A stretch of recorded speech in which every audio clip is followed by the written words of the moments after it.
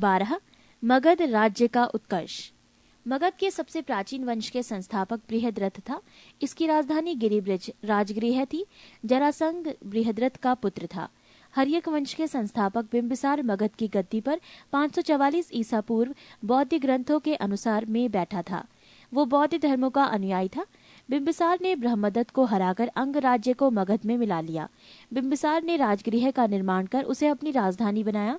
बिंबिसार ने मगध पर करीब 52 वर्षों तक शासन किया। महात्मा बुद्ध की सेवा में बिंबिसार ने राजवैद्य जीवक को भेजा। अवंती के राजा प्रद्योत जब पांडु रोग से ग्रसित थे, उस समय भी बिंबिसार ने जीवक को उनकी सेवा शुश्रूषा के लिए भेजा था। बिंबिसार ने वैवाहिक संबंध स्थापित कर अपने साम्राज्य का विस्तार किया। इसने कौशल नरेश प्रसेनजित की बहन महाकौशला से, वैशाली के चेटक की पुत्री चेलना से तथा मद्र देश आधुनिक पंजाब की राजकुमारी क्षेमा से शादी की। बिंबिसार की हत्या उसके पुत्र अजातशत्रु ने कर दी और वो 493 ईसा पूर्व में मगध की गद्दी पर बैठा। अजातशत्रु का उपनाम कुर्णिक था। अजातशत्रु ने 32 वर्षों तक मगध पर शासन किया। अजातशत्रु प्रारंभ में जैन धर्म का अनुयायी था। अजातशत्रु के सुयोग्य मंत्री का नाम वर्षकार वरस्कार था। इसी की सहायता से अजातशत्रु ने वैशाली पर विजय प्राप्त की।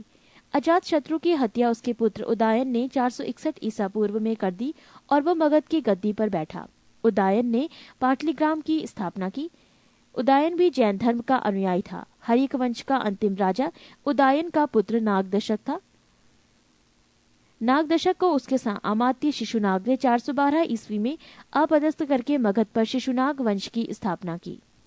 शिशुनाग ने अपनी राजधानी पाटलिपुत्र से हटाकर वैशाली में स्थापित की। शिशुनाग का उत्तराधिकारी कलाशोक पुनः राजधानी को पाटलिपुत्र ले गया।